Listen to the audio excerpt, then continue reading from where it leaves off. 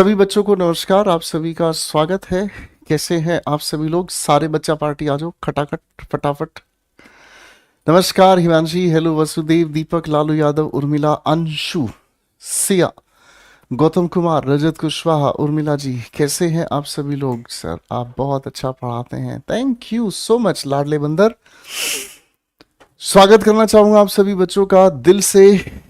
Revision कितने बच्चों ने नहीं की पहले ये बताओ फटाफट से।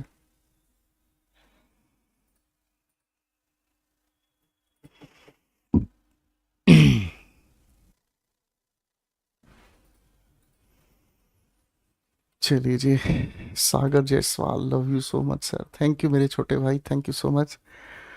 देखो जिन्होंने रिवीजन नहीं की है, देखो ये बहुत बुरी बात है, आपको ऐसे नहीं करना चाहिए। आपको हर रोज की क्लास का ना रिवीजन करना चाहिए, ठीक है? आपको हर रोज की क्लास का ना बाबू रिवीजन करना चाहिए, बिना रिवीजन काम नहीं चलेगा। ओके चलिए, थैंक यू सो मच, शाबाश अंकुश बेटा। आज हम आप सभी के साथ मिलकर आगे की प्यार भरी कहानी को समझना शुरू करेंगे, और ये कहानी है मेरे प्यारे दोस्तों अगली कैटेगरी की, और इसे हम पार्टिसिपल्स के नाम से जानते हैं। पार्टिसिपल्स अपने आप में बेहद खूबसूरत एरिया है, ठीक है जी। ये हमारे नॉन फाइनाइट वर्ब्स का तीसरा जोन है भाई। कौन सा जोन है बेटा? तीसरा जोन है। अभी तक हम लोगों ने आप सभी के साथ मिलकर इन्फिनिटिव समझा, जेरेंट समझा। अब हम आप सभी के साथ मिलकर पार्टिसिपल्स के बारे में समझ रहे हैं। सचिन निगम आपके पैर पकड़ के कहता हूं बेटा पढ़ाई कर लो, ये बकैती वाली क्लास नहीं है बाबू, ये सीरियस क्लास है बेटा, ठीक है? चलिए आ जाओ बेटा। पार्टिसिपल हम कहते किसे हैं, ठीक है जी? पार्टिसिपल हम कहते किसे हैं, पार्टिसिपल काम कैसे करता है, कितनी तरह का होता है, धीरे धीरे हम इस चीज को इन्वेस्टिगेट करना शुरू करेंगे। देखो मेरे बच्चों, पार्टिसिपल्स अपने आप में एक बहुत ही प्यारा शब्द होता है जिसे हम एडजेक्टिव कहते हैं, क्योंकि ये वर्ब से बना एडजेक्टिव होता है, इसलिए इसे हम वर्बल एडजेक्टिव के नाम से भी जानते हैं। क्या काम करता है बेटा? आप कहेंगे सर जी पहली बात तो ये एडजेक्टिव होता है, दूसरी बात क्योंकि ये वर्ब से बना हुआ एडजेक्टिव है, इसीलिए इसको हम वर्बल एडजेक्टिव के नाम से जानते हैं, ठीक है ना? कुल मिलाकर हमें ये समझ में आता है ये किसी भी नाउन की विशेषता बताता है, ठीक है ना जी? क्या बताता है? नाउन की विशेषता बताने का काम करता है। अब नाउन को प्रोनाउन रिप्लेस कर देता है, तो नाउन या प्रोनाउन किसी की भी विशेषता बताने का ये काम कर सकता है, ठीक है छोटे भाई? अब इसकी कैटेगरीज हम बांटना शुरू करते हैं। इसमें सबसे पहले आती है हमारे सामने कौन सी कैटेगरी? इसे हम कहते हैं प्रेजेंट पार्टिसिपल। इसे हम क्या कहते हैं? Present participle. बताओ जरा, इसे हम क्या कहते हैं? प्रेजेंट पार्टिसिपल, ठीक है? अब प्रेजेंट पार्टिसिपल का रूप क्या होता है ये मैं आपको बता चुका हूं, एक बार आप मेरे साथ इसको रिवाइज कर लीजिएगा बेटे। प्रेजेंट पार्टिसिपल की अगर हम बात करते हैं तो ये V1 के साथ ING जुड़कर बनता है। कैसे बनता है बेटा?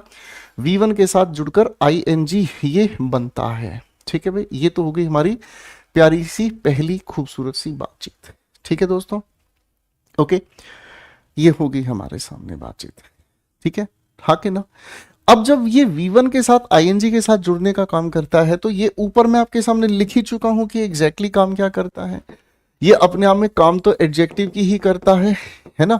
और एडजेक्टिव की बात करने का मतलब हमें समझ में आता है ये क्या क्वालिफाई करने का काम करता है? क्वालिफाइज अ नाउन और अ प्रोनाउन। ये नाउन या प्रोनाउन को क्वालिफाई करने का काम करता है। मेरी बात समझ रहे? हाँ कि ना? ठीक है। अब जब ये बताने का काम करता है तो एग्जैक्टली ये क्या बता देता है? या तो ये बताने की कोशिश करता है हमें किसी प्रोग्रेसिव एक्शन की तरह से क्वालिटी, ठीक है ना? प्रोग्रेसिव एक्शन की तरह क्वालिटी, यानी कि कोई एक्शन, कोई ऐसी एक्टिविटी जो चल रहा है, जो ऐसी एक्टिविटी जो चल रहा है। प्रोग्रेसिव का मतलब जो पैरेलली या लगातार चल रहा है, उस तरह की बात, ठीक है ना जी? मेरी बात समझ रहे हैं? या फिर ये बताने की कोशिश करता है क्या चीज? किसी भी चीज की अवस्था, ठीक है? हाँ है ना? अब थोड़ा सा इस बात को ना समझने के लिए उदाहरण आपके सामने लिख रहा हूं, बड़े प्यार से मेरे बंदर समझने की कोशिश करना। मैं अगर आपके सामने कह रहा हूं एक वाक्य, जरा इसकी हिंदी मुझे बोलकर बताएंगे। आई सो अ बर्निंग हाउस, इसकी जरा मुझे हिंदी बताएंगे फटाफट से। ठीक है ना।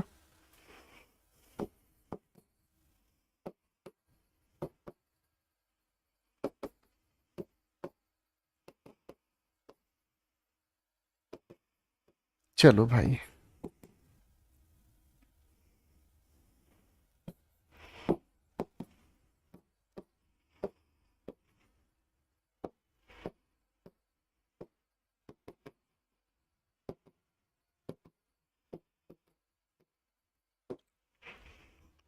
शाबाश, नाइस, वेरी नाइस,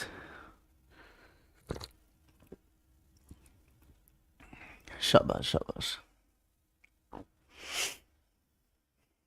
अब इन सभी सेंटेंसेस को एक एक करके आप मेरे साथ समझने की कोशिश करेंगे, तब मजा आएगा। पहला वाक्य अगर हम समझने का काम करते हैं तो ये अपने आप में प्रोनाउन है, सभी लोग जानते हैं, कायदे से सब्जेक्ट है। सॉ अपने आप में क्या है, एक एक्शन वर्ब है। मैंने क्या देखा, हाउस देखा। हाउस नाउन है, सिंगुलर काउंटेबल नाउन होने की वजह से ये आर्टिकल आ गया हमारे सामने। अगर मैं आपसे पूछूं कैसा घर है, व्हाट काइंड ऑफ हाउस, तो कैसा घर का आंसर हमें ये दे रहा है, बर्निंग, है ना। अब मेरी बात समझ रहे, ठीक है। ये आंसर हमें किस चीज का मिल रहा है। मैं अगर आपसे पूछूं बेटा कैसा घर, कैसा हाउस, तो आप क्या कहोगे सर, वो घर जो जल रहा था या जलता हुआ, इसे आप बताने की कोशिश करेंगे। कैसा हाउस, जलता हुआ, है ना। अब जलता हुआ का मतलब क्या होता है, उसमें जलने का एक्शन कैसा था, प्रोग्रेसिव एक्शन था। क्या कहोगे, प्रोग्रेसिव एक्शन था। मेरी बात समझ रहे, है ना। सवाल नंबर 2 को भी पढ़ेंगे मेरे बेटा। लिखा है Isha found the babies crying. इसका मतलब हमें क्या समझ में आ गया, इसका मतलब क्या हुआ बेटा। इसका मतलब हमें समझ में आया कि ईशा अपने आप में क्या है, सब्जेक्ट है जो कि नाउन है। फाउंड अपने आप में क्या है, एक एक्शन वर्ब है। ईशा ने क्या पाया, आप कहेंगे बेबीज पाए। अब ये सर इस फाउंड का ऑब्जेक्ट अपने आप में हो गया। अब ये अपने आप में ऑब्जेक्ट है तो नाउन हो गया भाई, है ना, ठीक है। ये इससे पहले आर्टिकल आ गया, कोई दिक्कत नहीं है। अब बेबीज कैसे थे, आप कहेंगे क्राइंग। बेबीज की क्वालिटी, ये अपने आप में पोस्ट पॉजिटिव एडजेक्टिव हमारे सामने तैयार हो गया। बोलो हाँ, करेक्ट है बेटा, कोई दिक्कत तो नहीं, हाँ कि नहीं। अब अगर मैं आपको कहूं कैसे बेबीज थे, है ना, बेबीज कैसे थे, बेबीज कैसे थे, तो आप आंसर देंगे सर रोते हुए। आंसर देंगे क्या चीज, रोते हुए। तो रोते हुए का मतलब क्या हुआ, रोते हुए का मतलब हमें समझ में आएगी, ये भी अपने आप में प्रोग्रेसिव एक्शन है। ये भी अपने आप में क्या है बेटा, प्रोग्रेसिव एक्शन है, हाँ कि ना। अब अगले सवाल को ध्यान से समझने का काम करते हैं। क्या है भाई, ही हमारे सामने सब्जेक्ट है जो कि कायदे से प्रोनाउन है। वॉज अपने आप में एक हेल्पिंग वर्ब है जो मदद कर रही है इस रीडिंग को। रीडिंग अपने आप में कॉन्टिन्यूअस टेंस की फाइनाइट वर्ब है।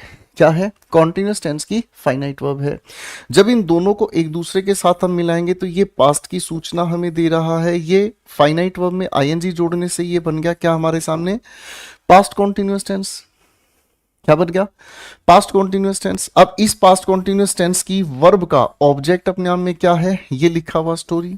सिंगुलर होने की वजह से एन यहां हमने लगा ही दिया, हाँ कि ना, कोई दिक्कत नहीं। अब भाई साहब ये स्टोरी कैसी है, आप कहेंगे इंटरेस्टिंग। नाउन से पहले आकर इसकी विशेषता बताने वाला, नाउन से पहले आकर इसकी विशेषता बताने वाला, ये हमें आंसर किसका दे रहा है, व्हाट काइंड ऑफ का, है ना। और व्हाट काइंड ऑफ का आंसर देने वाला ये अपना में एडजेक्टिव हो गया, हाँ है ना। अब अगर मैं आपसे पूछूं भैया कैसी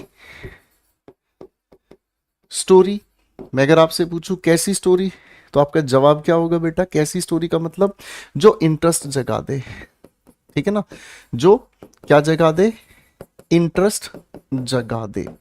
ऐसी कहानी जो इंटरेस्ट जगा दे, ये अपने आप में क्या है, उस स्टोरी की अवस्था है। ये उसकी क्या है, स्टोरी की अवस्था है। मेरी बात समझ में आ रही है, ठीक है। आप इसे ऐसा भी कह सकते हैं जो इंटरेस्ट जगा दे वो कहानी, या इंटरेस्ट जगा देने वाली कहानी, ठीक है ना।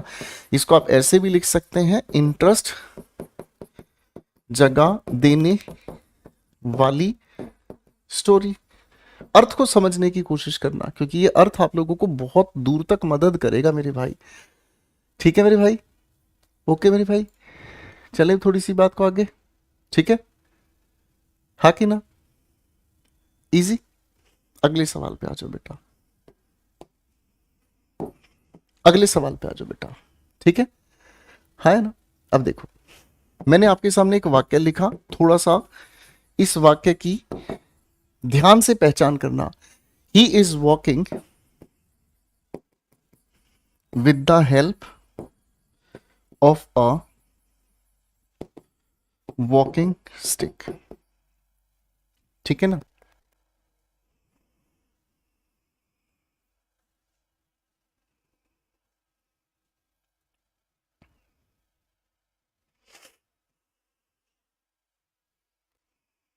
इसको हम बाद में डिकोड करेंगे आप सभी के साथ, ठीक है ना। ओके।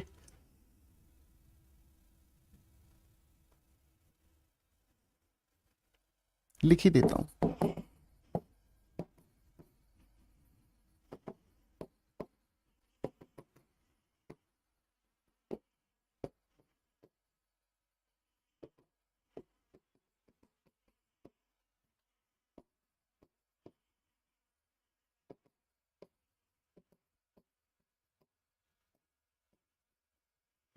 चलो मेरे भाई, इस लिखे हुए सेंटेंस को जरा खटाक से ठीक एक एक करके बताने की कोशिश करना।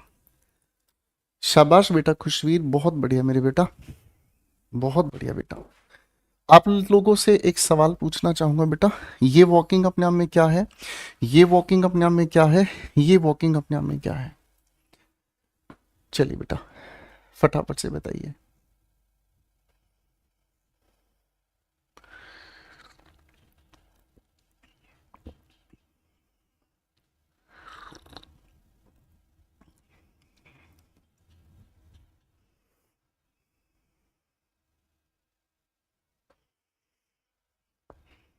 तीन जगह पर वॉकिंग आपको देखने को मिला, तीनों को जरा पहचानने की कोशिश करेंगे। अब मैं आपको समझाता हूं, देखो बेटा, यहां ही हमारा सब्जेक्ट है, जो कि अपने आप में एक प्रोनाउन है। इज अपने आप में हेल्पिंग वर्ब है, ठीक है ना। वह यहाँ क्या काम कर रहा है, आप कहेंगे सर वॉकिंग, यानी कि ये अपने आप में फाइनाइट वर्ब है। इज प्रेजेंट की जानकारी दे रहा है, ये फाइनाइट वर्ब की वजह से हो गया हमारे सामने प्रेजेंट कॉन्टिन्यूअस टेंस, ठीक है। He is walking. आगे हमने ध्यान से देखने का काम किया, क्या चीज, विद अपने आप में एक प्रेपोजिशन है, ठीक है। ये प्रेपोजिशन किसके लिए यूज हुआ, हेल्प के लिए। हेल्प अपने आप में क्या होगा भाई, प्रेपोजिशन नाउन के लिए तो यूज होगा। नाउन से पहले ये आर्टिकल अपनी जगह बिल्कुल सही काम कर रहा है। आगे हमने फिर से पढ़ा, प्रेपोजिशन हमारे सामने आ गया, हाँ है ना। एक इसके यूज हुआ है, आप कहेंगे सर इस लिखे हुए स्टिक के लिए ए यूज हुआ है, ठीक है ना। ये वॉकिंग अपने आप में क्या है, ये वॉकिंग अपने आप में क्या है। तो अगर कोई भाई ये कह रहा है कि सर ये जो लिखा हुआ वॉकिंग है, ये वॉकिंग अपने आप में एडजेक्टिव है, तो सर ये एडजेक्टिव नहीं है, ये अपने आप में जिरंड है, ठीक है। अब अगर जिरंड आपने नहीं समझा और अगर आपने इसे पास प्रेजेंट पार्टिसिपल कह दिया तो गलती हो गई। मुझे सोचकर ये बताना, क्या ये जो स्टिक है, क्या ये चलती हुई स्टिक है, प्रोग्रेसिव एक्शन बता रहा है, बताओ। आप कहोगे नहीं। क्या इस स्टिक की अवस्था है, आप कहोगे नहीं। सर हकीकत में ये अपने आप में जेरंड है। ध्यान से समझने की कोशिश करना। अगर मैं इसी ऊपर लिखी हुई बातचीत को, अ वॉकिंग स्टिक को ऐसे लिखना चाहूं तो ऐसे लिखा जा सकता है, क्या, अ स्टिक फॉर वॉकिंग। कैसे लिखा जा सकता है, अ स्टिक फॉर वॉकिंग, यानी कि एक ऐसी स्टिक जो चलने में मदद कर दे। समझ रहे हैं, हाँ कि ना। अब मेरे बेटे आपको ये प्यारी सी बात समझ में आई क्या, आर्टिकल ए के साथ ये स्टिक लिखा नाउन है, ये अपने आप में प्रेपोजिशन है। प्रेपोजिशन किसके साथ यूज होती है हमेशा, आप कहोगे सर जी आपने बताया है पिछली क्लास में जेरंड के साथ, यानी कि ये भी अपने आप में क्या हो गई, नाउन हो गई, बात खलास। ये पंटर लोग बात समझ रहे ले कि नहीं समझ रहे ले, बात अच्छे से समझ आ रही ले कि नहीं आ रही है, हाँ कि ना। ये अपने आप में किसी भाई ने अगर ये सोच लिया कि नाउन से पहले आईएनजी आया तो ये अपने आप में एडजेक्टिव, ना ना ना ना पुत्र, ध्यान से देखना तेनू। आगे कोहरवत आती है, यहाँ इम्प्रूव अपने आप में वर्ब है। वर्ब से पहले क्या यूज होगा, सब्जेक्ट। सब्जेक्ट के नाम पर ये अपने आप में क्या हो गया, नाउन। ये भी अपने आप में क्या है, जेरंड ही है। बात समझ रहे। अब आपको ये बात ध्यान से समझ में आएगी कि V1 के साथ आईएनजी जो लिखा हुआ है ना, V1 के साथ आईएनजी कहां पर फाइनाइट वर्ब का काम करता है, जब कॉन्टिन्यूअस टेंस बनता है। कहां पर ये एडजेक्टिव का काम करता है, जब वो किसी नाउन की विशेषता बताता है। और कहां पर ये नाउन की तरह काम करता है, तो जेरंड बनता है। ठीक है दोस्तों। हम्म। आओ अब एक मोहब्बत भरी बात आप लोगों को, जैसे इस सवाल में मैंने आपके सामने गूगली डाल दी है, इसी तरीके की गूगली डाल रहा हूं अब आपके सामने।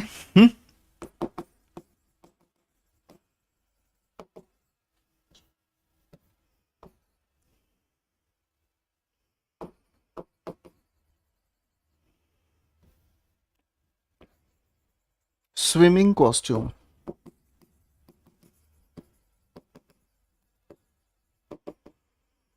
अब ध्यान से ये देखकर आपको बताना है कि ये जो V1 के साथ आईएनजी लिखा हुआ है, कहां पर ये जेरेंड है और कहां ये प्रेजेंट पार्टिसिपल है।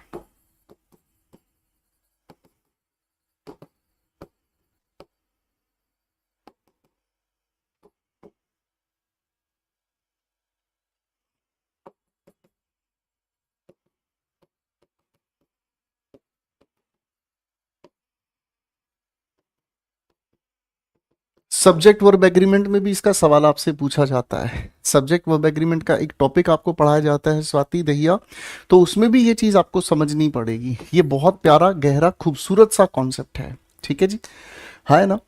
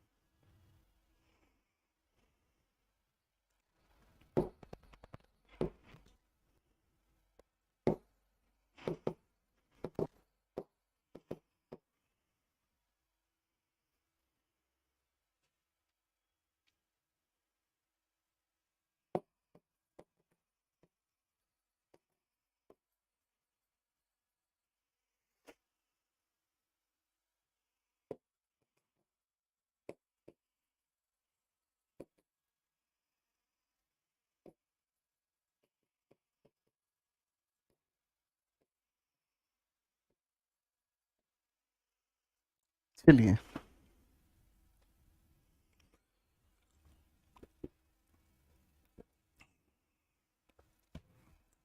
शाबाश, पढ़ लिया बेटा मेरे दोस्तों। यहां तक की बात आपने अच्छे से पढ़ ली, बोलो हाँ। अब मैं इन सारे लिखे हुए शब्दों को, सवालों को समझाना चाहूंगा, अगर इजाजत है तो, ठीक है। अब मेरे बच्चों एक बार कॉन्सेप्ट को ध्यान से समझना, मेरे साथ शुरू करेंगे, ठीक है। मेरे साथ सीखना समझना शुरू करेंगे, जल्दबाजी किसी भी बच्चे ने नहीं करनी है। मैं आपके सामने एक छोटा सा वाक्य लिख रहा हूं। मैंने कहा दिस इज अ बेड, फिर मैंने कहा दिस इज अ रूम, ठीक है। अब अगर मैं आपसे पूछूं बेटा यहां ये जो बेड लिखा है, यहां ये जो रूम लिखा है, ये दोनों जो अलग अलग शब्द हैं, ये अपने आप में क्या हैं। इफ आई से दिस इज अ बेड, ठीक है, एंड इफ आई से दिस इज अ रूम,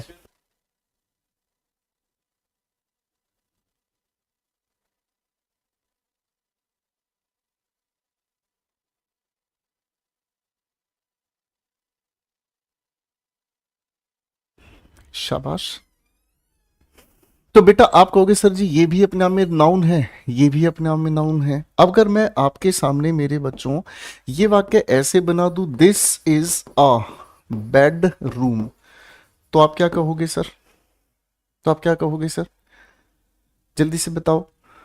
आप कहोगे sir this is a bedroom, तो आपने सर हमें ये समझाने का काम कर दिया इस वाक्य में दिस अपने आप में डिमोन्स्ट्रेटिव प्रोनाउन है। हमने प्रोनाउन में पढ़ा है, इज एक लिंकिंग वर्ब है। यह क्या है, आप कहेंगे सर रूम अपने आप में नाउन है, और ये नाउन से पहले आकर नाउन की ही विशेषता बता रहा है, इसीलिए नाउन मॉडिफायर है। क्या है, नाउन मॉडिफायर। इसी नाउन को सिंगुलर काउंटेबल होने की वजह से हमने ए लगा दिया। यहां तक की बात समझ में आ गई बेटा, यहां तक की बात समझ में आ गई बेटा, हाँ कि ना, कोई दिक्कत तो नहीं है, समझ आ गया, ठीक है। नाउन मॉडिफायर का लॉजिक समझ में आया, ठीक है। नहीं समझ आया तो कोई बात नहीं, मैं आपके सामने लिख रहा हूं, ध्यान से देखिएगा। बस स्टैंड, ठीक है, ध्यान से देखने की कोशिश करना, ओके फाइन। मैंने आपके सामने कहा बुक फेयर, अब ध्यान से देखो, बड़े प्यार से समझो। स्टैंड भी अपने आप में नाउन है, ये नाउन है, बस नाउन से पहले जुड़ गया है तो ये क्या हो गया, नाउन मॉडिफायर। फेयर अपने आप में नाउन है, नाउन से पहले ये बुक भी अपने आप में नाउन है, क्या हो गया, नाउन मॉडिफायर। समझ आ गया, हाँ कि ना? कोई दिक्कत तो नहीं है बेटा? कोई दिक्कत तो नहीं है? सोनाली, लालू, रीना, बिट्टू, अनन्या सिंह, कोई दिक्कत तो नहीं है बेटा? रजत कुशवाहा, सोनाली, साक्षी। अब देखो मेरे बच्चों, इसी लिखी हुई बात को, मेरे बंदर, इसी लिखी हुई बात को अगर आप चाहो तो दोबारा से लिख सकते हैं। कैसे? आप कह सकते हैं क्या, स्टैंड फॉर, बस ये भी अर्थ सही बन रहा है। यानी कि ऐसे लिखे हुए नाउन से पहले जो नाउन मॉडिफायर है, हम चाहें तो इनको घुमाकर लिख सकते हैं और इनके बीच एक प्रेपोजिशन को फिट कर सकते हैं। मेरी बात समझ रहे हैं? हाँ कि ना? फिर से समझना, अगर किसी नाउन से पहले नाउन मॉडिफायर आ रहा है तो हम चाहें तो इनकी व्यवस्था उलट पलट सकते हैं और बीच में एक प्रेपोजिशन लगा सकते हैं। फिर से समझो, बुक फेयर का मतलब क्या हो गया, यानी कि हमें समझ में आ गया फेयर ऑफ बुक। तो ऐसे लिखे हुए जो भी हमारे सामने शब्द है, इनके बीच ऑफ या फॉर जैसी प्रेपोजिशन से हमको पलट सकते हैं। बात समझे भाई? हाँ है ना? अरे हाँ है ना? अब हमारे सामने समस्या क्या आ गई भाई? हमारे सामने समस्या ये आ गई मेरे भाई कि किसी भी लिखे हुए नाउन से पहले, फिर से बोले हम, किसी भी लिखे हुए नाउन से पहले हम लोगों को अगर V1 के साथ आईएनजी देखने को मिलता है, ठीक है जी, तो ये अपने आप में एक एडजेक्टिव का काम करता है जब ये इस लिखे हुए नाउन की केवल विशेषता बताता है। हम इसको चाहकर इस फॉर्मेट में नहीं लिख सकते। समझ रहे? हम इसको चाहकर इस फॉर्मेट में नहीं लिख सकते, लेकिन अगर नाउन से पहले यही लिखा हुआ V1 के साथ आईएनजी अपने आप में नाउन मॉडिफायर है, नाउन मॉडिफायर होने का मतलब अपने आप में अगर ये जेरंड है भाई, नाउन मॉडिफायर का मतलब जेरंड हो गया V1 आईएनजी। तो हम अगर चाहें तो दोस्तों इस लिखे हुए नाउन को पहले, इसके बीच ऑफ या प्रेपोजिशन फॉर,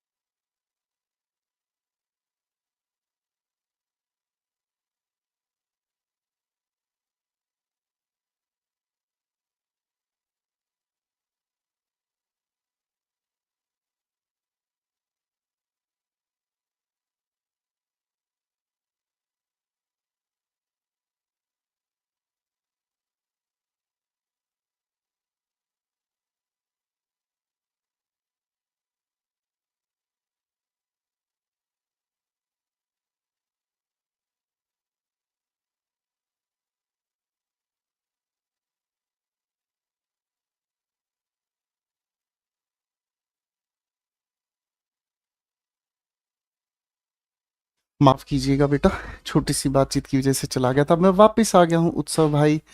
ठीक है, आ जाओ भाई विशाल। तो हम इसके साथ नाउन ऑफ या फॉर लगाकर इस V1 के साथ ING को इसके बाद लिख सकते हैं, यानी कि इसी की वजह से पता चलता है ये जिरंड, क्योंकि प्रेपोजिशन किसके साथ आती है? हमेशा नाउन के साथ। ठीक है भाई, कॉन्सेप्ट समझ आ गया? हाँ कि ना? ओके। अब मैं आपसे दो ही सवाल पूछूंगा, बस दो ही सवाल। मैं अगर आपको कहूं रनिंग शूज, और अगर मैं आपके सामने कहूं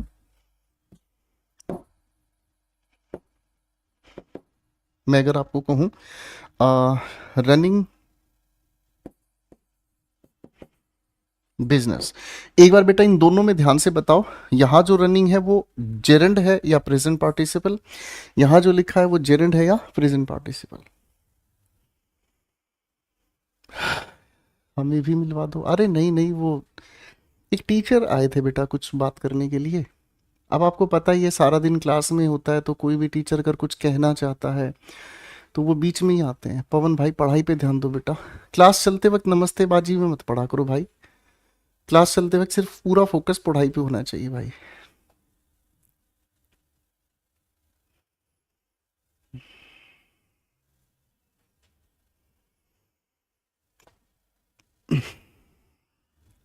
तो आप कहेंगे सर इस लिखी हुई पहली बात को मैं ऐसे लिख सकता हूं, क्या चीज? Shoes for running.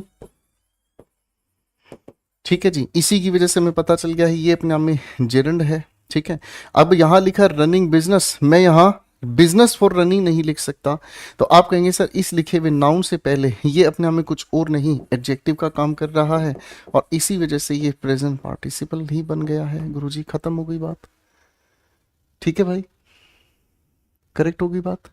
ठीक है, अब एक एक करके इन सभी सवालों के जवाब मेरे साथ बनाना सीखेंगे बेटा। देखो, स्विमिंग कॉस्ट्यूम का मतलब क्या होता है? आप इसी को समझने के लिए क्या कह सकते हैं? आप कह सकते हैं कॉस्ट्यूम फॉर स्विमिंग, यानी कि एक ऐसी कॉस्ट्यूम जिसका यूज हम कहाँ करेंगे? स्विमिंग के लिए। तो ये हो गया नाउन, और ये हमारे सामने क्या हो गया बेटा? प्रेजेंट पार्टिसिपल, यानी कि एडजेक्टिव हो गया। स्विमिंग चिल्ड्रन, इसका मतलब क्या हो गया? सॉरी सॉरी, गलत लिख दिया मैंने पहली बातचीत में। तो ये नाम में क्या हो गया बेटा? नाउन मॉडिफायर, यानी कि जेरंड हो गया। सवाल नंबर 2 की बात हम करते हैं, तो स्विमिंग चिल्ड्रन। तो आप यहां इसका जब सवाल पूछोगे ना, तो आप कहोगे कौन से चिल्ड्रन? क्या कहेंगे? विच चिल्ड्रन या व्हाट काइंड ऑफ चिल्ड्रन? तो बच्चों की विशेषता बता रहे हो, तो ये हो गया नाउन। नाउन से पहले ये हो गया हमारे सामने क्या चीज? एडजेक्टिव हो गया। ठीक है, सवाल नंबर 3 पर आ जाओ। लिखा है थिंकिंग एबिलिटी। ठीक है ना जी, क्या लिखा है? थिंकिंग एबिलिटी, यानी कि कौन सी एबिलिटी? आप कहेंगे विच एबिलिटी। तो विच एबिलिटी का मतलब ये लिखा नाउन है, नाउन से पहले ये लिखा है, अपने आप में क्या? एडजेक्टिव हो गया। क्या हो गया बेटा? एडजेक्टिव हो गया। हाँ कि ना?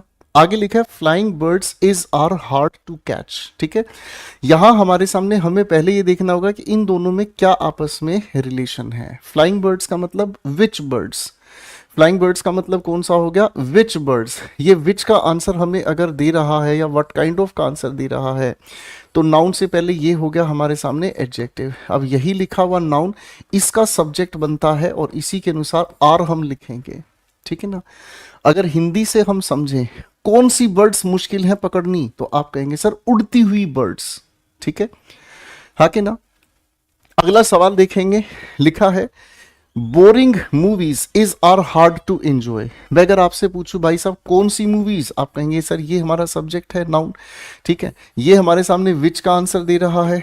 ठीक है, तो ये कायदे से क्या हो गया? एडजेक्टिव है कि नहीं? तो बोरिंग मूवीज, विच मूवीज, तो सर सब्जेक्ट तो मूवीज है, मूवीज ये सब्जेक्ट है, तो आर हमने लगा दिया। सर बोरिंग मूवीज बड़ी मुश्किल होती है एंजॉय करनी। करेक्ट है भाई? हाँ है ना? ठीक है, बात समझ में आ गई? ठीक है, अरे यहां पर मैंने गड़बड़ कर दी, यहां मैंने गड़बड़ कर दी भाई। यहां पर ये एडजेक्टिव नहीं है बेटा, सॉरी उल्टा बोला दिया, तो गलत बोल दिया जल्दबाजी में। ये अपने नाम में नाउन है, तो इसको हम कहते हैं क्या चीज? Ability of thinking. माफ कीजिएगा बेटा, इसको ठीक कर लीजिए, जल्दबाजी में गलत लिख दिया थर्ड का आंसर। ठीक है, अब आती है अगली हमारी प्यारी बात, क्या कहती है भाई, swimming duck is are looking nice. ठीक है ना, पहले तो इसको डक नहीं डक्स कर देते हैं ताकि क्वेश्चन की कंफ्यूजन बन जाए। तो आप क्या कहेंगे सर, यहां पर भी वही बात हो रही है, ये हमारा सब्जेक्ट है और ये आंसर हमें दे रहा है विच डक्स, तो कायदे से एडजेक्टिव का काम कर रहा है, इस डक्स के अनुसार ही हम आर लगा देंगे। ठीक है ना, ठीक है ना, डक्स अच्छी लग रही हैं। अब मैं अगर आपसे पूछूं कौन सी डक्स, तो आप कहोगे तैरती हुई। ठीक है, अब यहां सवाल हमने सामने जो सवाल लिखा हुआ है ये क्या है, swimming glasses is are bought from Decathlon, तो आप क्या कहेंगे सर, आप ये कहेंगे सर, सर ये हम इसको रिफ्रेम कर सकते हैं क्या कहकर, ग्लासेस ऑफ या glasses for swimming, glasses for swimming. अब इस ग्लासेस के अनुसार यही सब्जेक्ट है आर बॉट, खरीदा गया है क्या चीज, ग्लासेस, किस चीज के लिए, जो तैरने के लिए यूज हुए हैं। ठीक है, करेक्ट होगी बातचीत बेटा, करेक्ट होगी बातचीत बेटा। ठीक है,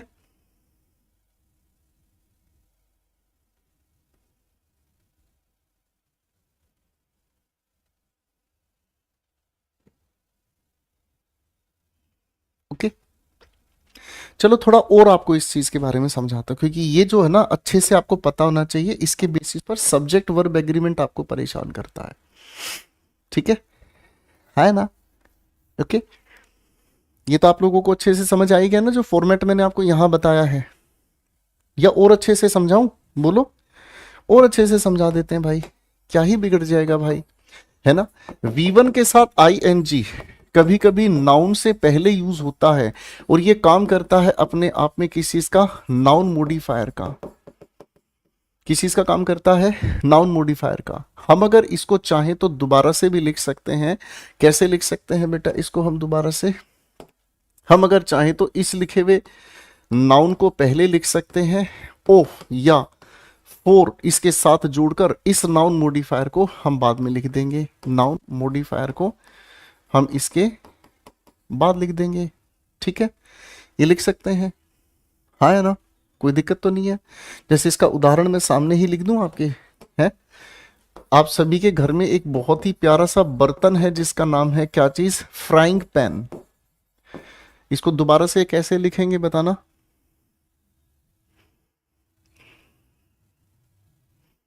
ग्लासेस का मतलब स्पेक्टेकल्स होता है तो फिर सिंगुलर होगा, बेटा पढ़ लिया करो ना नाउन को, ग्लासेस भी प्लूरल होता है, स्पेक्टेकल्स भी प्लूरल होता है, पढ़ लिया करो ना बेटा। ठीक है, अब अगर इसी को आप लिखना चाहो तो ऐसे लिख सकते हैं, पेन फॉर फ्राइंग। ठीक है ना जी, आपके घर पर एक बर्तन होता है इस तरह का, और जिसके अंदर आप छोंक लगाते हैं, दाल बनाते हैं, ऑमलेट बनाते हैं। ठीक है जी, कोई दिक्कत तो नहीं है, हाँ कि ना। फिर एक दूसरी बात हमें समझ आती है मेरे बच्चों, ठीक है, दूसरी बात हमें ये समझ में आती है कि कभी कभी हम V1 के साथ ING जुड़ा हुआ देखते हैं और नाउन से पहले ये लिखा होता है। ठीक है जी, अब ऐसी लिखी हुई सिचुएशन में मेरे बच्चों ये हमें आंसर देता है विच वन का, किसका आंसर देता है, विच वन का, है ना, मेरी बात समझ रहे। ठीक है, और इसी वजह से ये कुछ और नहीं अपने आप में प्रेजेंट पार्टिसिपल का काम करता है। क्या काम करता है, प्रेजेंट पार्टिसिपल का ये काम करता है। ठीक है भाई, हाँ कि ना, ठीक है, बात समझ में आ गई। अब अगर मैं आप सभी के सामने ये चीज कह दूं, अगर मैं आपके सामने कहता हूं फ्राइंग समोसास, ठीक है जी, बताओ क्या कहेंगे आप, बताइए आप, बोलो बेटा। वोकैबुलरी की बुक अभी प्रिंट में है, जैसे ही आपके पास आएंगी मैं आपको बता दूंगा। ठीक है, ओके ओके, दिमाग लगाते हैं। अब आप यहां पर क्या कहोगे, कौन से समोसे जो कि फ्राइंग, फ्राइंग को हिंदी में हम क्या कहते हैं, तलते हुए। ठीक है जी, मेरी बात समझ रहे हैं। अगर मैं आपके सामने कहूं रनिंग चिल्ड्रन, तो कौन से बच्चे, दौड़ते हुए। जब भी आप पार्टिसिपल के अनुसार हिंदी निकालेंगे किसी भी वाक्य में तो हुआ, हुए या हुई इसके साथ अर्थ जुड़ता है। ठीक है जी, अर्थ क्या निकल कर आता है? हुआ, हुए या हुई। ठीक है जी, ओके। अब मैं आपके सामने दो सवाल दे रहा हूं, होश में आकर दोनों के दोनों सवालों के आंसर मुझे आप बताएंगे। सिर्फ दो ही सवाल पूछ रहा हूं, ध्यान से सोच के जवाब देना, ठीक है ना।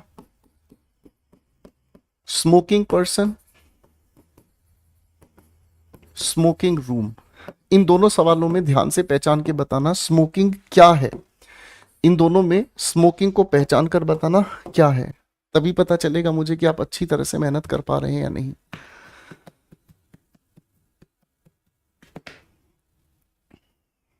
अब दो चार सवाल यहां दे ही देता हूं। सब्जेक्ट वर्ब एग्रीमेंट में भी ये सवाल आपको परेशान करते हैं बेटा।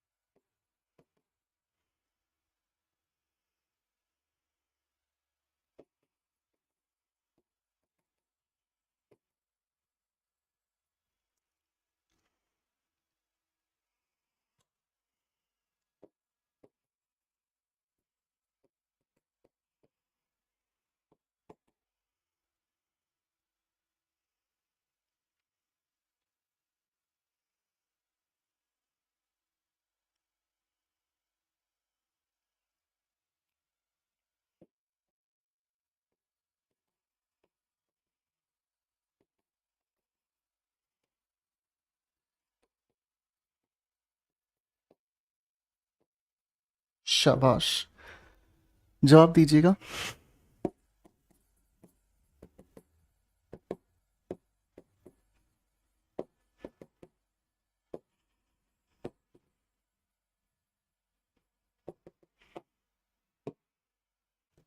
बनाइए बेटा।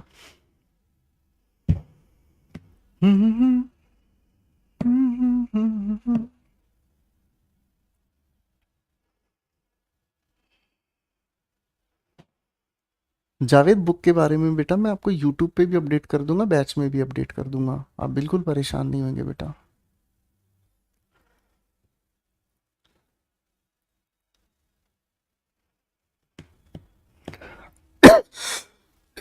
ये सब्जेक्ट वर्ब एग्रीमेंट में आपसे पूछे जाते हैं। यहाँ पर्सन से पहले मैंने आपसे पूछा विच पर्सन, तो विच की वजह से ये एडजेक्टिव का काम कर रहा है। यहाँ आप इसको रीराइट कर सकते हैं क्या कर, रूम फॉर स्मोकिंग। आप रेलवे स्टेशन एयरपोर्ट पर जब जाते हैं तब आपको एक सेपरेट रूम दिया जाता है जहां पर आप धूम्रपान कर सकते हैं, ठीक है ना जी। यहाँ पर क्या हुआ, धूम्रपान करता हुआ व्यक्ति एडजेक्टिव हो गया, यहाँ पर कमरा धूम्रपान करने के लिए, तो आप कहोगे सर ये नाउन हो गया, ये नाउन मॉडिफायर है और इसी वजह से हम इसको जेरंड के नाम से जानेंगे। ठीक है, इजी हो गया बेटा, ओके, इजी, कोई दिक्कत तो नहीं? अच्छा, करेक्ट हो गया। ठीक है प्रकाश भाई, अपने पिछले टॉपिक पूरे कर लो, कोई इसमें बुराई नहीं होती मेरे बच्चे। अब ध्यान से समझना, आप इसी चीज को कहेंगे शूज फॉर रनिंग। आप इसी चीज को क्या कहेंगे, शूज फॉर रनिंग, है ना। इसी बात को अगर दोबारा से अगर आप लिखना चाहेंगे तो आप क्या कहेंगे सर, आप यही कहेंगे सर इसका मतलब हमें समझ में आता है शूज फॉर रनिंग। अब यानी कि ये हमारा सब्जेक्ट हो गया, शूज के अनुसार क्या कहेंगे, आर कंफर्टेबल, खत्म हो गई बात। Making charts is are his hobby, hobby क्या है, चार्ट्स उसकी हॉबी नहीं है, मेकिंग सर यही हमारे सामने जेरंड है, समझ रहे हैं, यही जेरंड है और यही हमारे सामने सब्जेक्ट है जिसके अनुसार हमने इज लगाया, चार्ट्स नहीं, बनाना उसकी हॉबी है। ठीक है जी, अगला सवाल कहता है growing kids is are hard to look after, देख रेख किसकी नहीं, देख रेख किसकी करनी, बच्चों की। बच्चे अपने आप में क्या है, नाउन, कायदे से सब्जेक्ट। विच किड्स आप कहेंगे ग्रोइंग, तो ये अपने आप में किसका काम कर रहा है, एडजेक्टिव। विच का आंसर दे रहा है। बढ़ते हुए बच्चों की देखभाल करनी बड़ी मुश्किल है, तो यानी कि सब्जेक्ट प्लूरल है तो आर हमने कहा। इसका मतलब क्या हुआ, बढ़ते हुए किड्स। सामने हिंदी भी लिख देता हूं, इसकी हिंदी क्या हो गई, बढ़ते हुए किड्स। ठीक है भाई। Growing kids is are a tough job, बड़ा मुश्किल होता है बच्चों का पालन पोषण करना।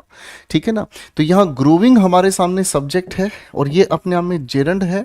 ठीक है ना जी, ये हमारे सामने असलियत में सब्जेक्ट है और ग्रोइंग सिंगुलर होने की वजह से इज लगा दिया। अब इसकी हिंदी क्या निकल कर आती है, इसका मतलब क्या होता है, किड्स का पालन पोषण करना। अब ये पालन पोषण करना ही किसका मीनिंग है भाई, ग्रोविंग का। ठीक है जी। आगे हमारे सामने लिखा है growing plants is are good for environment, तो अब यही कहेंगे भाई साहब, सर प्लांट्स का उगाना, तो यहां पर ये अपने आप में सब्जेक्ट का काम कर रहा है यानी कि जिरंड है भाई। ये अपने आप में क्या लिखा है, ग्रोविंग सिंगुलर है इसलिए इज। इसकी हिंदी क्या निकलनी आ रही है भाई साहब, इसका मतलब प्लांट्स का उगाना। ये अपने आप में सही है, समझ रहे हैं। मैं ये नहीं कहूंगा उगते हुए प्लांट्स, मैं ये इसका अर्थ नहीं निकाल पाऊंगा, उगते हुए प्लांट्स नहीं, ये इसका अर्थ है ही नहीं सर। अगर उगते हुए होता तो फिर हम इसको एडजेक्टिव मानकर चलते। ठीक है जी, अच्छे से समझ आ रहा है साधना बेटा। दीपक राणा बेटा आपका बिल्कुल पढ़ाई पे ध्यान नहीं है मेरे बच्चे। कभी आप बुक के बारे में पूछ रहे कि बुक पे डिस्काउंट कब आएगा, दोस्त ऐसे थोड़ी सिलेक्शन ले लेगा मेरा भाई, ऐसे थोड़ी सिलेक्शन ले लेगा भाई।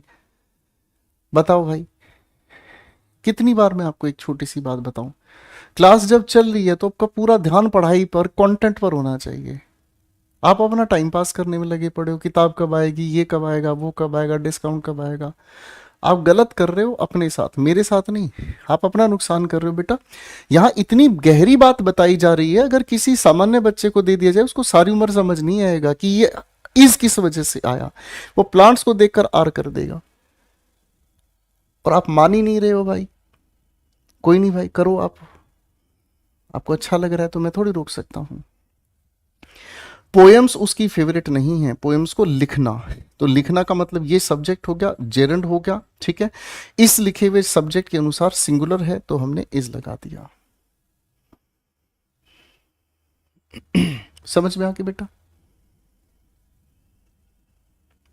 करेक्ट हो गया भाई। अब इतना डिटेल में आपको समझा दिया है, इतना डिटेल में आपको समझा दिया है कि आप जेरंड और प्रेजेंट पार्टिसिपल और फाइनाइट वर्ब कॉन्टिन्यूअस टेंस में बहुत आराम से खूबसूरत तरीके से डिफरेंस बता सकते हैं। किसी भाई को अगर समझ अभी भी नहीं आया है तो भाई वो इस क्लास को 2-3 बार आराम से घर पर दोबारा देख लीजिएगा। ठीक है भाई, ओके भाई। प्रेजेंट पार्टिसिपल हमने अभी पढ़ा, प्रेजेंट पार्टिसिपल हमने अभी पढ़ा। अब प्रेजेंट पार्टिसिपल के बाद सर पार्टिसिपल परिवार का एक दूसरा शिकार है जिसे हम कहते हैं पास्ट पार्टिसिपल। इसी का दूसरा भाई है जिसे हम कहते हैं पास्ट पार्टिसिपल। ठीक है जी, ओके भाई, हाँ कि ना, ओके। तो पास्ट पार्टिसिपल की अगर हम बात कर रहे हैं तो पास्ट पार्टिसिपल अपने आप में काम क्या करता है, पहले इसको हम समझेंगे बेटा। पास्ट पार्टिसिपल अपने आप में वर्ब की थर्ड फॉर्म होती है। पास्ट पार्टिसिपल अपने आप में क्या है, वर्ब की थर्ड फॉर्म होती है। ठीक है, क्या होती है, पास्ट पार्टिसिपल अपने आप में वर्ब की थर्ड फॉर्म होती है। और ये एक ऐसी वर्ब की थर्ड फॉर्म होती है भाई लोग जो अपने आप में किस चीज का काम करती है भाई। आप कहेंगे सर ये काम तो उसी का ही करेगी, किस चीज का काम करेगी सर, एडजेक्टिव का काम करेगी। अब ये एडजेक्टिव ऐसा हुआ जो वर्ब से बना है, इसीलिए इसे हम लोग वर्बल एडजेक्टिव के नाम से जानेंगे। किस नाम से जानेंगे बताओ, वर्बल एडजेक्टिव के नाम से जानेंगे। ठीक है, अब ये हमें एग्जैक्टली बताने का काम करता है भाई, ये हमें दो बातें बताने का काम करता है। या तो बताने का काम करता है एक ऐसे एक्शन के बारे में जो कंप्लीटेड है, यानी कि ऐसा एक्शन जो पूरा हो चुका। ठीक है ना, जो एक्शन पूरा हो चुका, ठीक है ना। या फिर ये हमें बताने का क्या काम करता है, किसी भी लिखे हुए सेंटेंस का पैसिव वॉइस। पैसिव वॉइस का मतलब क्या हुआ, काम किसी द्वारा किया जा चुका है, काम किसी के द्वारा किया जा चुका, ठीक है। ये दो अर्थ हमें बताने का काम करता है, किया गया काम, ठीक है, किया गया काम, किया हुआ काम, किया हो गया जो अपने आप में काम, ठीक है।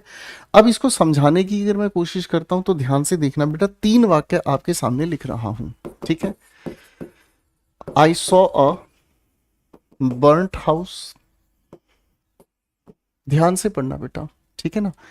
मैंने आपके सामने कहा she found the lost documents,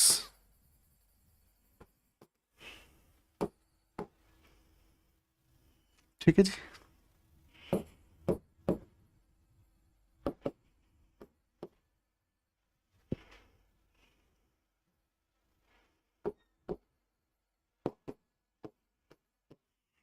तीन वाक्य लिखे हैं, तीनों के तीनों लिखे हुए वाक्यों को बाबू ध्यान से एक बार पढ़ के देखिएगा प्लीज, पढ़िए प्लीज।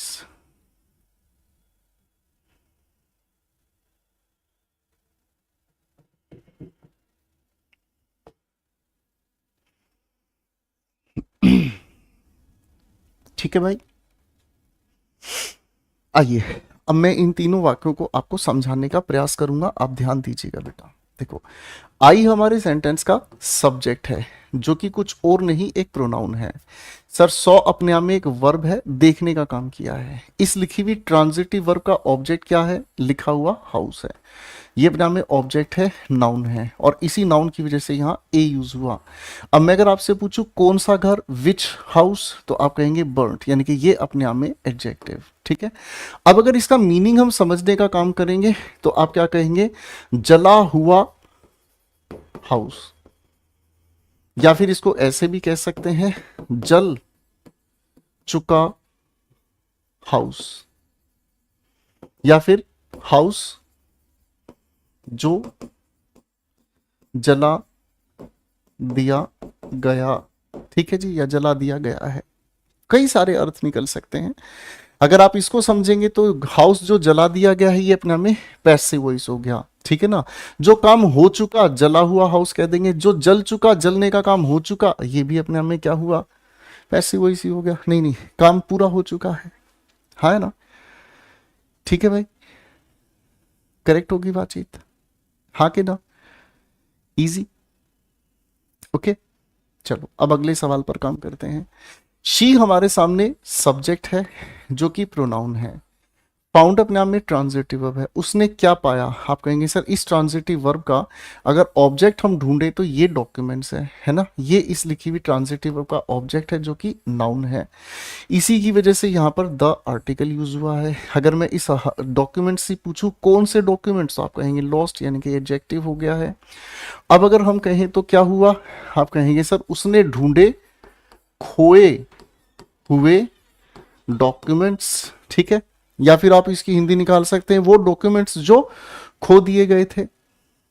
बात समझ में आ गई।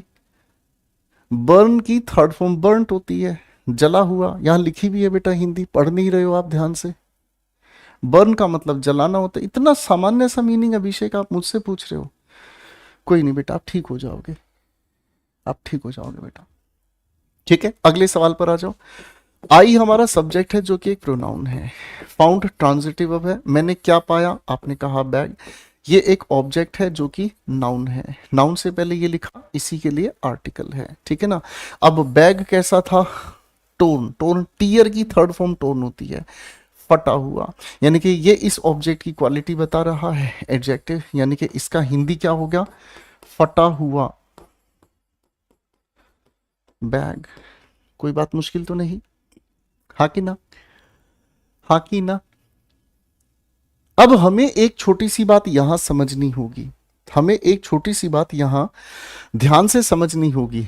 क्या बात को ध्यान से समझना होगा कि गुरुजी अभी आपने हमें समझाया, नाउन से पहले हम V1 के साथ ing अगर लिखते हैं तो ये भी एडजेक्टिव है, ठीक है। अगर इसी ठीक तरीके से नाउन से ठीक पहले गुरुजी थर्ड फॉर्म ऑफ वर्ब का हम यूज करते हैं, तो ये भी अपने आप में एडजेक्टिव है, यानी कि ये भी एडजेक्टिव हो गया सर, ये भी एडजेक्टिव हो गया। इन दोनों में आखिर फर्क क्या है? वीएस का मतलब वर्सेस, इन दोनों में फर्क क्या है? फर्क तो आप लोगों को पता ही चल गया, फर्क तो आप लोगों को पता चल गया। वहां ऑनगोइंग एक्शन बताया जाता है, जो चल रहा है, समझ रहे, या किसी के होने की अवस्था बताया जा रहा है, जबकि यहाँ काम हो चुका है। चलो एक काम करता हूं, मैं आपके सामने ना मिक्स्ड क्वेश्चंस दे देता हूं, ठीक है? Okay, confusing question, confused boy, इनमें क्या फर्क है, इनकी हिंदी निकालने की कोशिश करना, ठीक है?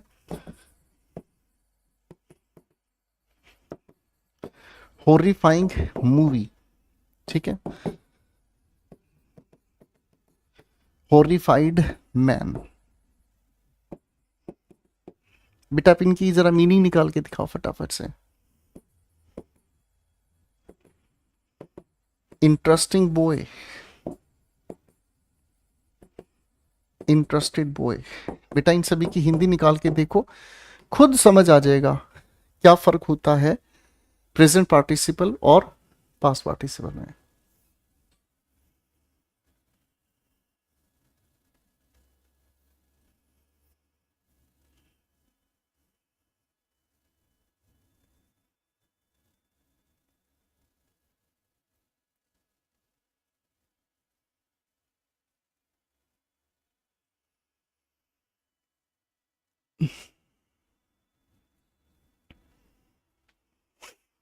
भाई क्वेश्चन जो कंफ्यूज कर दे, इसका मीनिंग समझ में आ गया? एक ऐसा क्वेश्चन जो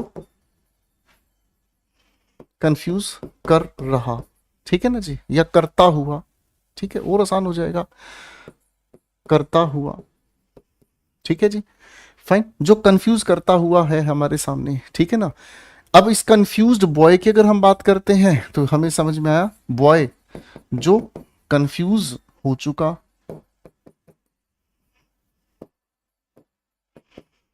बॉय ऐसा जो कंफ्यूज हो चुका, ठीक है जी। हाँ, इसे हिंदी में भ्रमित लड़का कह सकते हैं। बहुत अच्छा शिवानी बेटा, इसको हम हिंदी में कह सकते हैं भ्रमित लड़का, यानी कि जो भ्रमित हो चुका। हॉरिफाइंग मूवी, एक ऐसी मूवी जो डराना शुरू कर दे, इसी को हम डरावनी मूवी कह सकते हैं, डरावनी मूवी कह दिया भाई हमने इसको, ठीक है। हॉरिफाइड मैन, इसका मतलब डरा हुआ मैन, क्या कहेंगे इसका हिंदी? डरा हुआ मैन, एक ऐसा इंसान जो डरा हुआ है। इंटरेस्टिंग बॉय का मतलब एक लड़का जो इंटरेस्ट जगा दे, एक बॉय जो इंटरेस्ट जगा दे, ये होता है इंटरेस्टिंग बॉय। इंटरेस्टेड बॉय का मतलब ये वो लड़का हो गया, एक बॉय जो किसी काम में इंटरेस्ट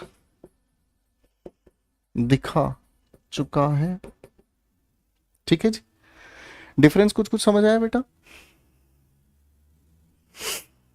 अब डिफरेंस समझ में आ गया?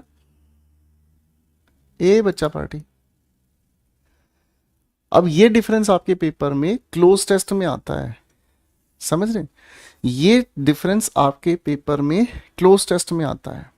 कैसे आता है ये क्वेश्चन मैं समझाता हूं।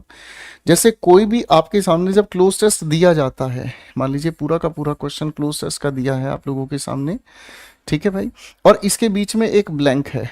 अब इसके ब्लैंक की चॉइसेस दी जाती हैं आपको, ठीक है ना। एक चॉइस आपको दी जाएगी खाली इंटरेस्ट, एक चॉइस आपको दी जाएगी इंटरेस्टिंग, एक चॉइस आपको दी जाएगी इंटरेस्टेड, और एक चॉइस आपको दी जाएगी टू इंटरेस्ट।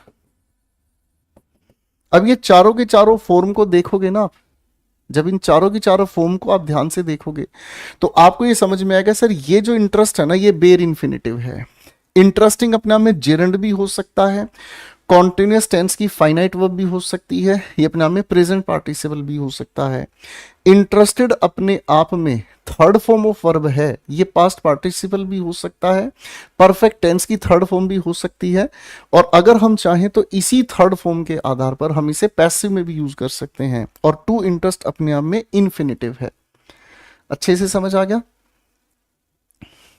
तो पेपर में इस तरीके से जब भी किसी क्वेश्चन का आप जब ऑप्शन देखते हैं तो ऑप्शन देखते ही आपके दिमाग में स्ट्राइक हो जाना चाहिए, अरे यार ये तो वर्ब एडवांस की जानकारी हमसे जान रहा है, बस खत्म हो गई बात। ठीक है, तो क्लोज टेस्ट में ऐसे सवाल आप लोगों से पूछे जाते हैं। ठीक है, अब क्लोज टेस्ट बनाने कई बच्चों को मुश्किल क्यों लगते हैं? क्योंकि जब क्लास में चीजों के कॉन्सेप्ट समझाए जा रहे होते हैं तब वो लगे रहते हैं दूसरी बातों में, और जब पेपर में क्वेश्चन आता है ना तब उनको दूसरी बातें परेशान कर जाती हैं, कॉन्सेप्ट उन्होंने सीखे ही नहीं। अब आप कौन सी लाइन में खड़े हो साहब, ये आप देख लीजिएगा। चलो, क्लोज टेस्ट के बेसिस पर मैं कुछ सवाल आपके सामने लिख रहा हूं। ठीक है,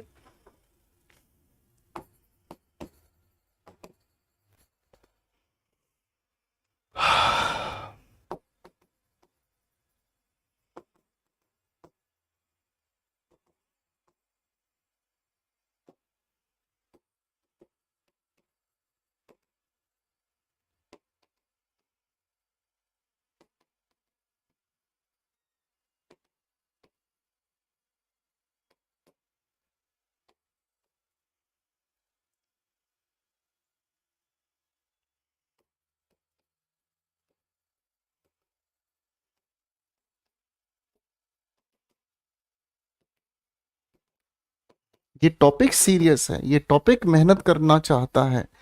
ठीक है ना, तो आप लोगों को इधर उधर की बातों में पड़ना नहीं चाहिए। ठीक है जी, बाकी आपकी अपनी चॉइस होती है भाई। ठीक है,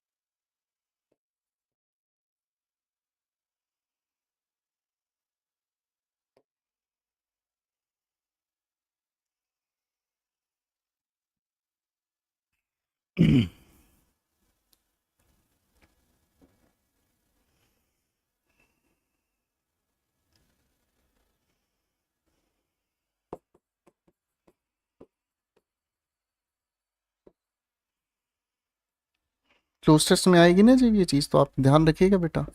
ठीक है,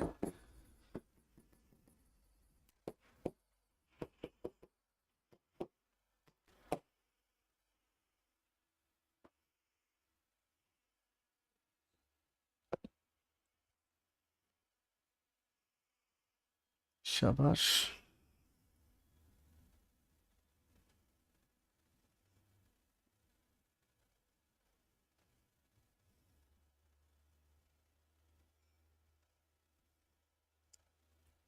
अब इनको एक एक करके हम समझने का काम करते हैं। देखो ध्यान से, वी इंजॉयड कॉफी, हमने कौन सी कॉफी इंजॉय की। मैं आपको कॉफी पिला दूं भाई, अगर आप तैयार हैं तो। ये आपके सामने एक कॉफी मग है, ठीक है। अब इसके अंदर कॉफी मैंने भर दी है भाई, कहाँ गई कॉफी, ये मैंने कॉफी भर दी भाई, ठीक है।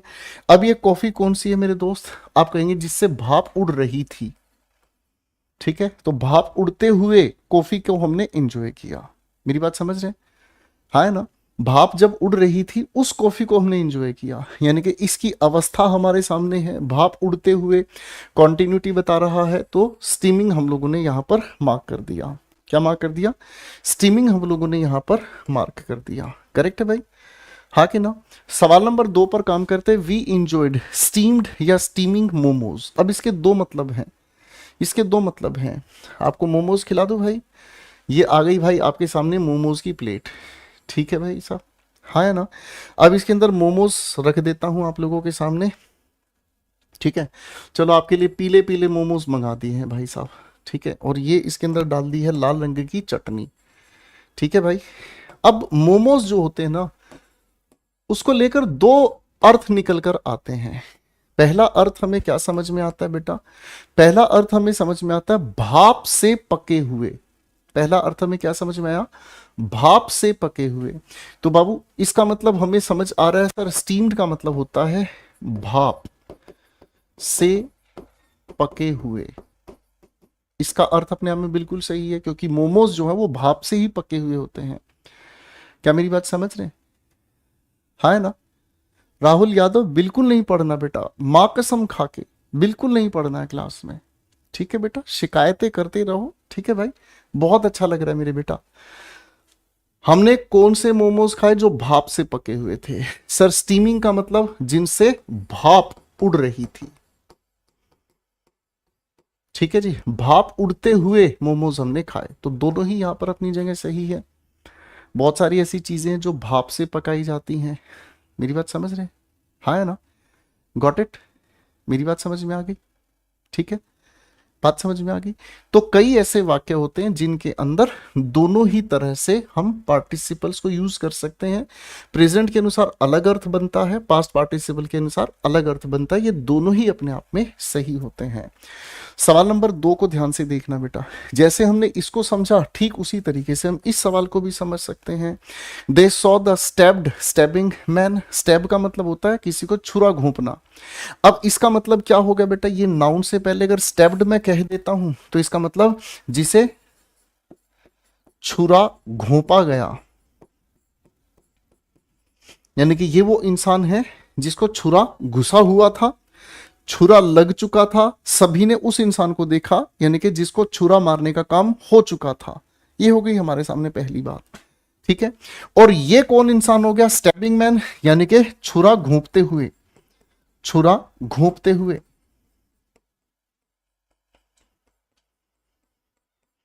अब छुरा घोंपते हुए का मतलब क्या हुआ, इस छुरा घोंपते हुए का मतलब हमें क्या समझ आया, कोई इंसान ऐसा था जो निकाल के हाथ में छुरा किसी को मार रहा था, तो वो कौन हो गया, स्टैबिंग मैन। करेक्ट है। अब इस सवाल में जवाब मुझे सही चाहिए आपसे, दे टुक द स्टैब्ड या stabbing safe to the hospital. सिर्फ इस सवाल का मुझे आंसर दीजिए सोच समझकर।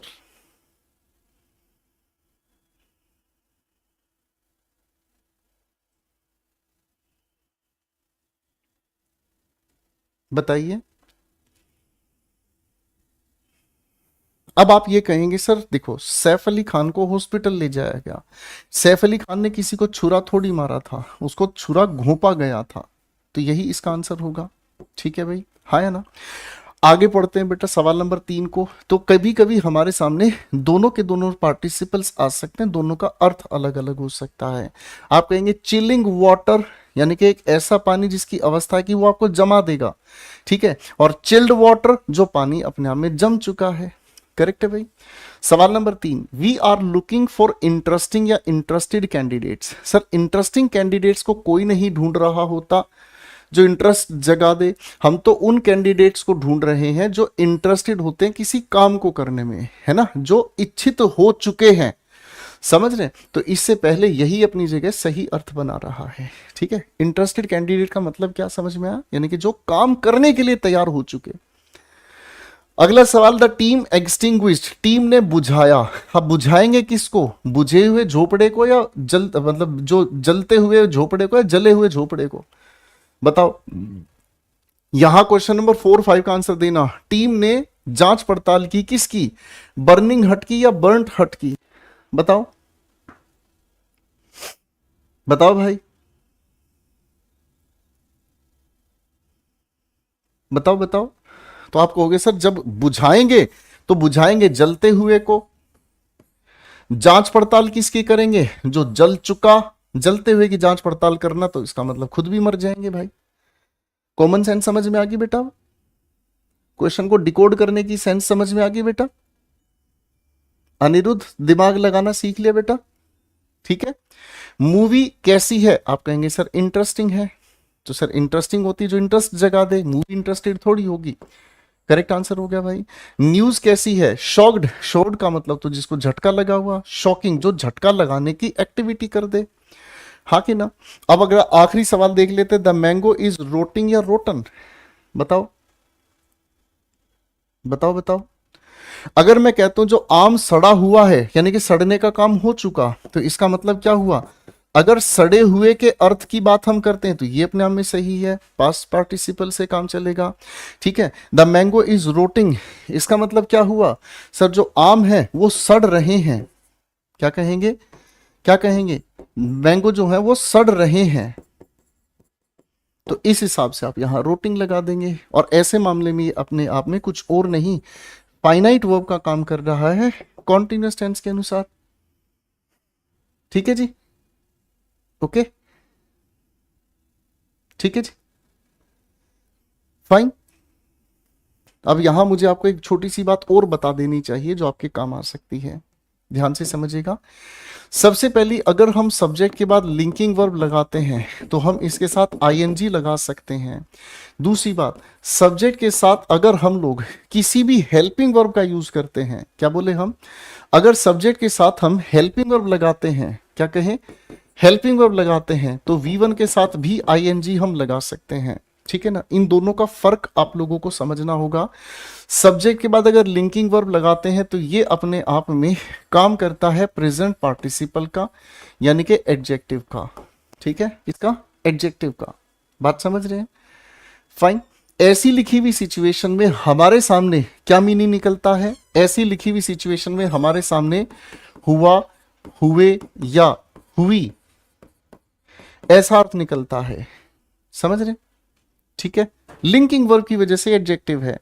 और अगर इस हेल्पिंग वर्ब के साथ हम आईएनजी लगा रहे हैं, हेल्पिंग वर्ब के साथ आईएनजी लगा रहे हैं, तो यानी कि ये हेल्पिंग वर्ब की वजह से मेन वर्ब हो गई। ठीक है ना जी? और इसीलिए ये अपने आप में कॉन्टिन्यूअस टेंस बना रहा है। इसका मीनिंग तब निकलता है क्या? रहा, रहे, रही। ठीक है भाई? ओके। अब इन दोनों का एक छोटा सा मैं आपके सामने वाक्य लिख रहा हूं। जैसे मैंने कहा, ही इज स्लीपिंग,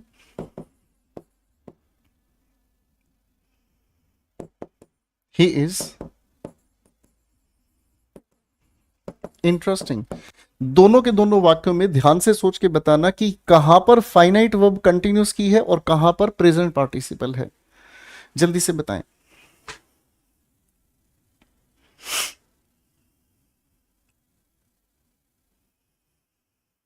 जल्दी बताइए।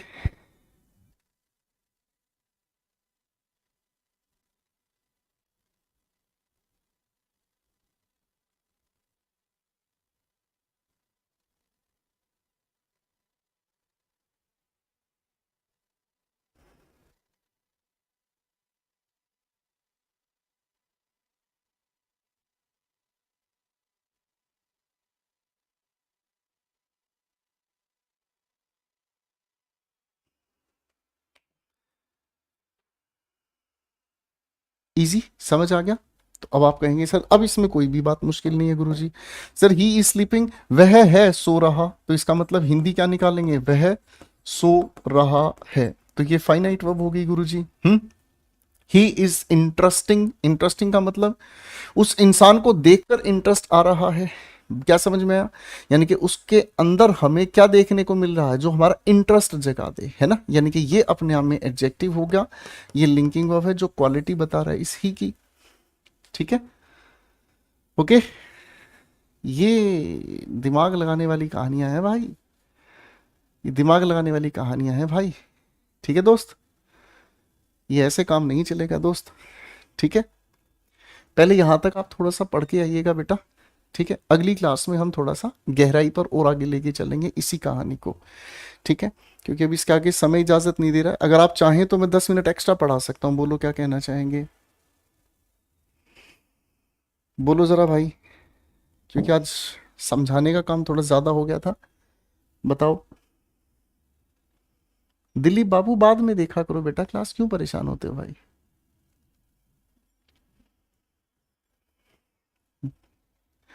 तो एक काम कीजिएगा, इसको घर पे पढ़ के आइएगा क्योंकि ये जो डिफरेंस आपको समझना है ना, इस पे आपकी थोड़ी सी ज्यादा मेहनत हमें चाहिएगी बेटा। ओके फाइन, तो मिलते हैं अब आप लोगों से अगली क्लास में। ठीक है ना, अगली क्लास में हम थोड़ा सा और इसको गहराएंगे। ठीक है, पढ़ के आइएगा दोस्तों ध्यान से। ठीक है, thank you so much, bye bye everyone, take care, अपना ध्यान रखिएगा। ठीक है दोस्तों, चलो बाय।